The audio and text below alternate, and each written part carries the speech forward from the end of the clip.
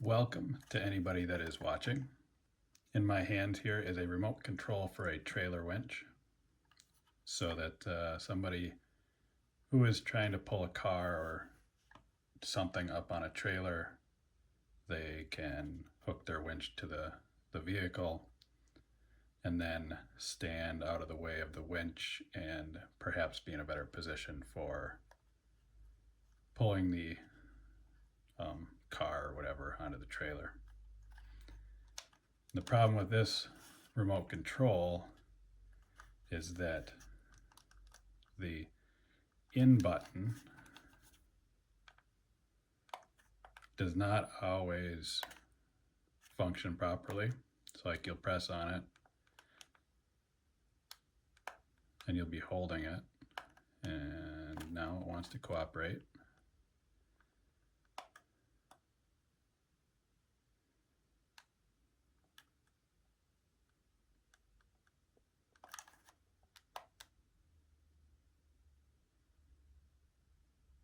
But sometimes it'll do that. You're pressing and holding and it'll just drop out. Ideally, it functions like the out button does. You know, you got a good solid click from the button and it responds as you expect it to. So I'll take it apart and see what might be wrong with it. I suspect the button is bad internally. Could be an easier job pulling the button off and doing the actual repair than it could be finding a switch. So I get it opened up and see what I can find for a switch.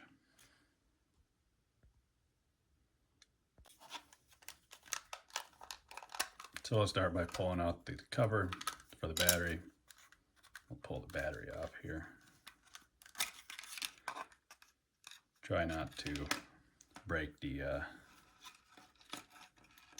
tiny little wires and posts and whatnot for these 9-volt batteries.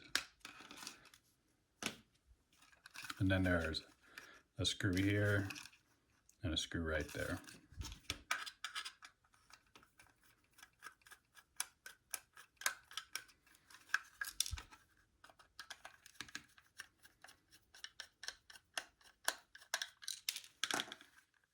And the top comes off.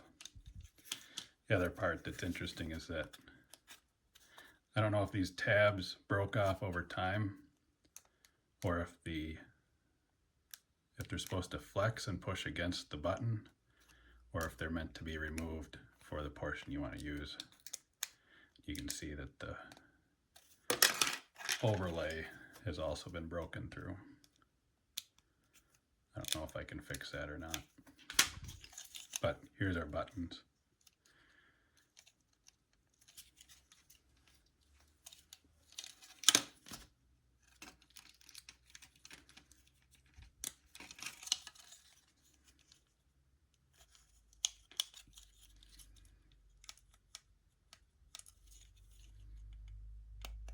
That switch has a nice solid sound to it. This one sort of does, but you can see the LED does not.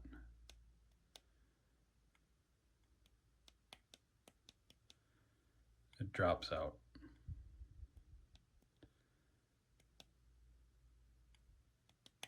The click from that button is not quite as strong from that one. So it's a couple little solder joints. This is a surface mount style switch. From what I can see, there are no numbers or anything on the side of it. So I will pull off, I'll desolder this quick and see if there's any information on the bottom of the switch. If there's not, then we'll take some measurement and see what the internet can tell us.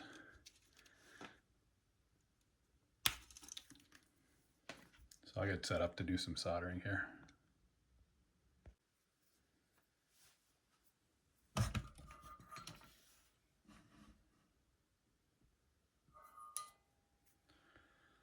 Here is my soldering iron. Let me get rid of this cord. I will zoom in, maybe.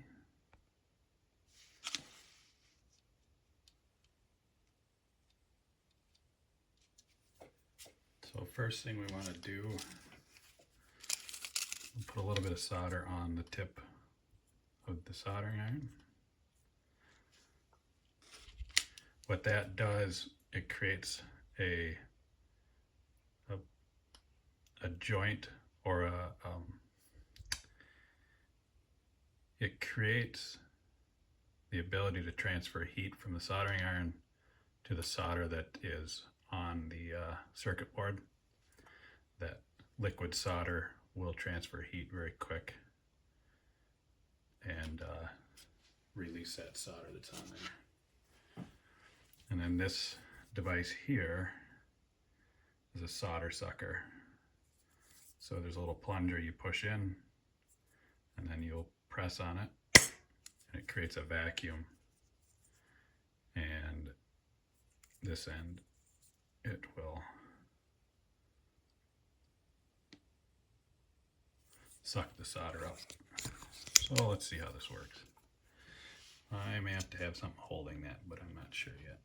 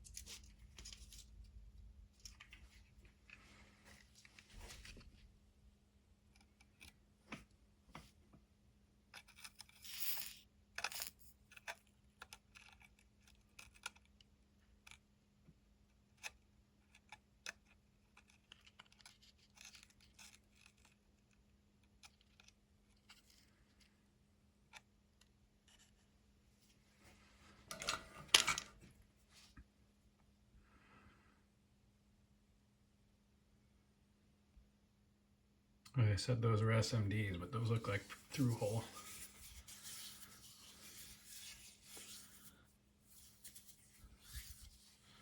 That works surprisingly well.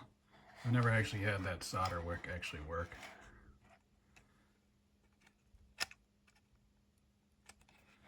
I think it worked there.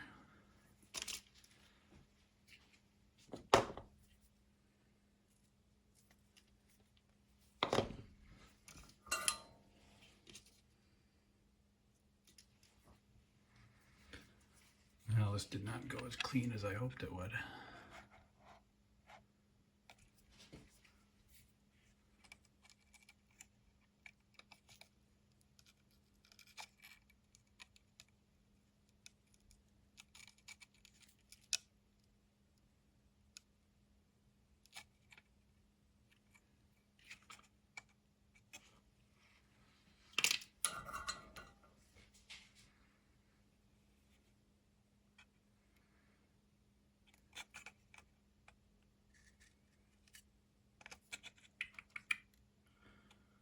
All right. Zoom out here. We'll try a different tactic. I don't know how people do this professionally. That would drive me insane.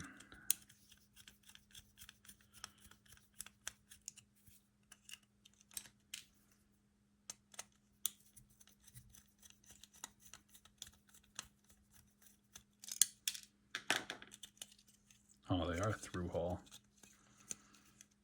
So I thought they were surface mount switches, but they come through the circuit board. So I don't know if that'll simplify anything for me or not. Just try not to break anything else. That's real nice. Quite the sturdy mount for that. We'll zoom in here quick. So what I can do is clip those leads, maybe. Just sort of loose. It's like a loose tooth. You've got to work it back and forth, I guess. Come on.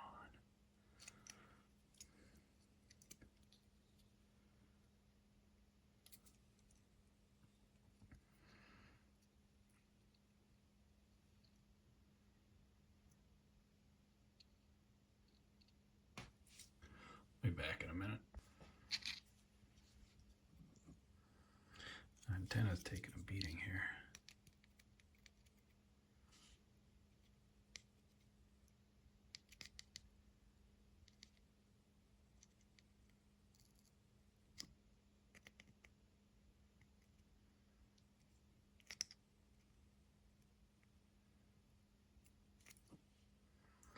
So one side is loose.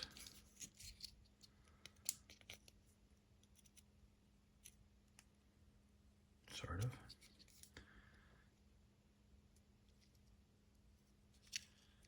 The other side. See if I can cut this.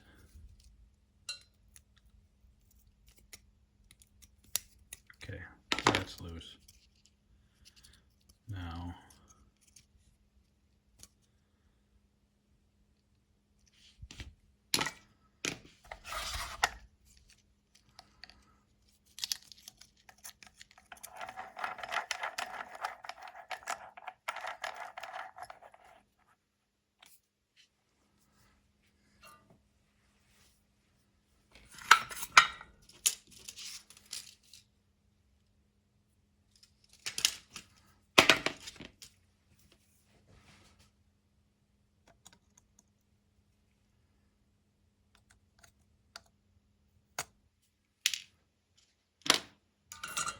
there. That was not as easy as I thought it was going to be. So there's the switch.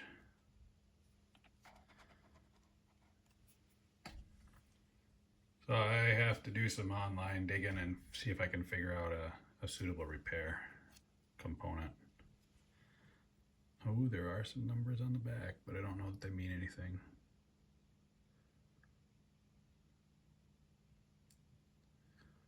But it's a place to start. So once I get a switch, I'll come back, put the new switch in, and make sure it still works.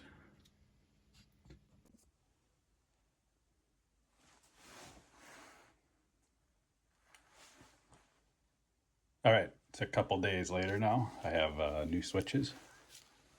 I bought a couple new switches just to have them around. I don't need to do something stupid and ruin putting this switch in and not have another one. They're about 15 cents a piece, but to ship them is about $5. So I'll take the extra 15-cent hit not to have to order another one. Got them from DigiKey. Pretty normal place to get electronic components.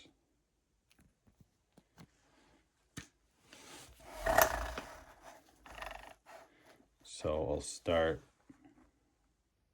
First thing I want to do is just clean up that area a bit. Put some fresh solder on those parts of the circuit board there. Tin it is what it's calling. Put some fresh solder on the circuit board there. I will tin those little areas there, clean them up. we'll start by putting a little bit of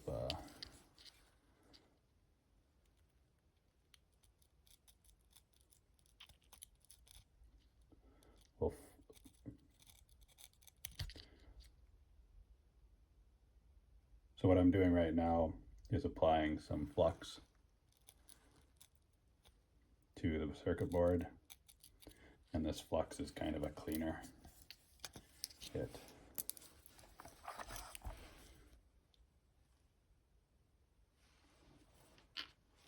cleans any of the impurities off or allows them to flow away when you apply solder.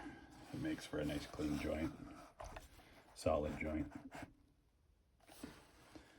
So we'll hit those quick with a little solder.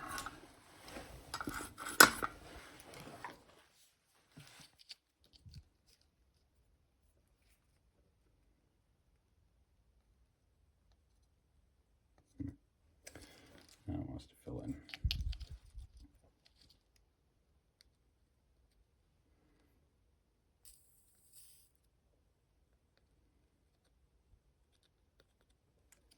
There we go.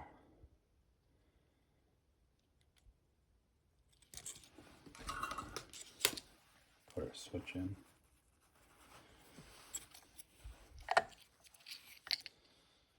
Let me see if I can do this.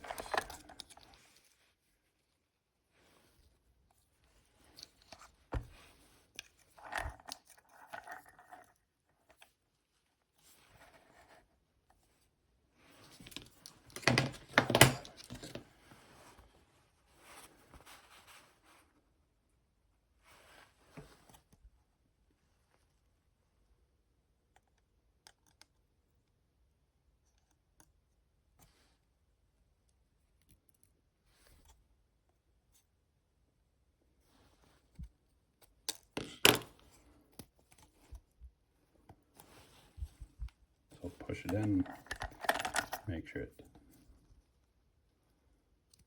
wants to sit correct. This one side wants to sit up. Probably because I have too much solder. So we'll start by soldering that side, and I'll hold it. Put some pressure on it when I melt that solder.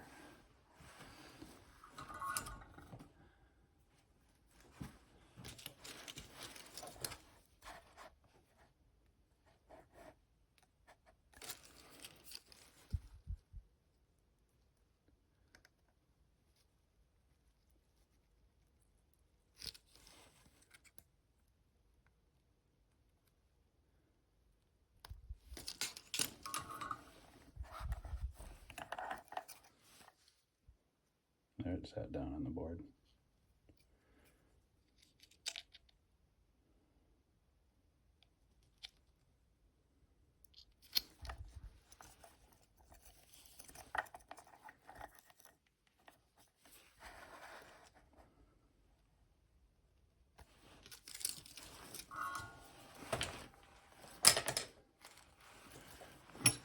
Camera phones have a impressive zoom on them, almost like a microscope, but you gotta be able to hold them steady.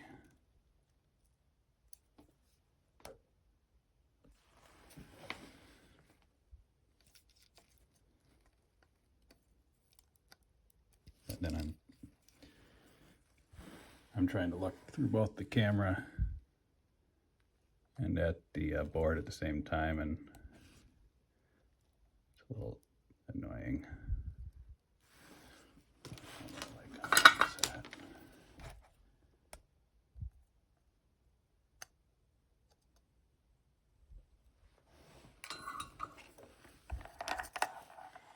Maybe not annoying, but it's disorienting. I gotta pick either to look through the camera or look at the board.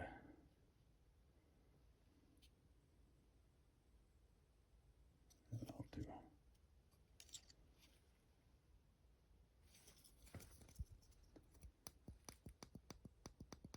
Nice action from the switch.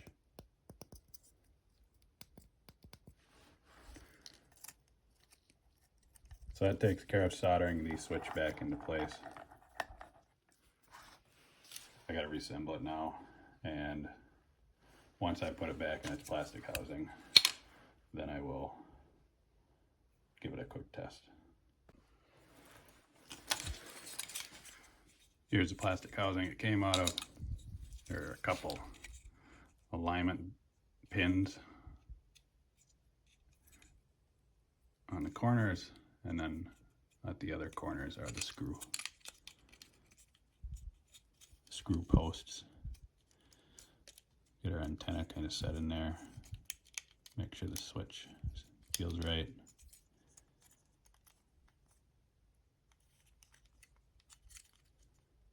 Where am I?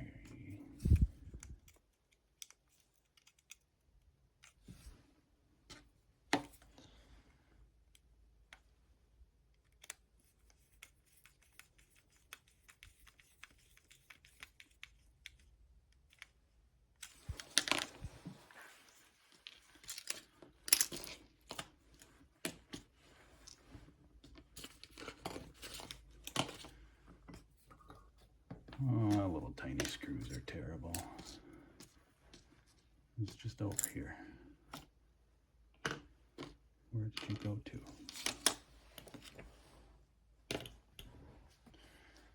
All right, hold on momentarily while I find that silly screw. Well, that screw is apparently lost forever, but I did find one that'll work. I found it in a little plastic container of stuff that I've taken apart. I typically kind of hold on to screws, I guess just for this reason.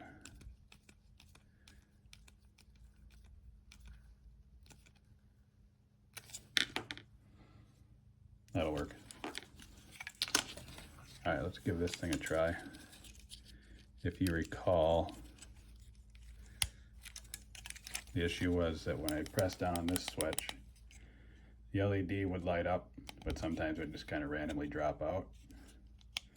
So sometimes it wouldn't even light.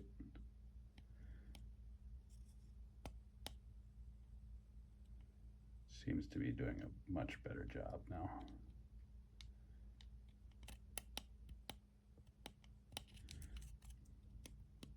Consistent, just like this one is.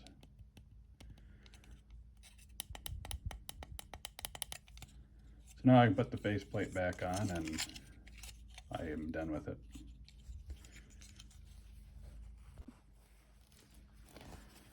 Here's the faceplate.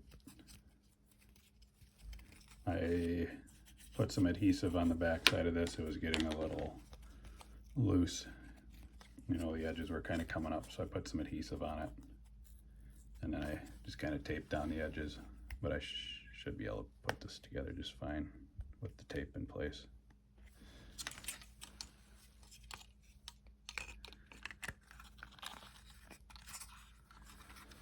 Let's see, I have not lost those screws yet, so we're good there.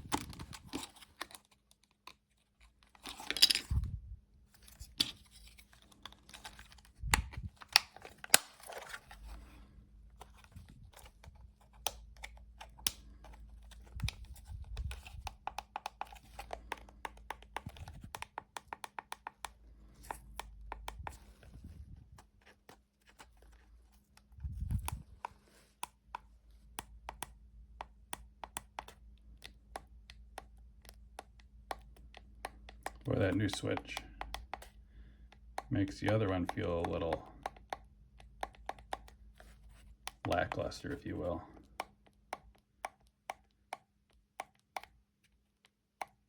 Works fine, it just doesn't have the snap action like the new one does.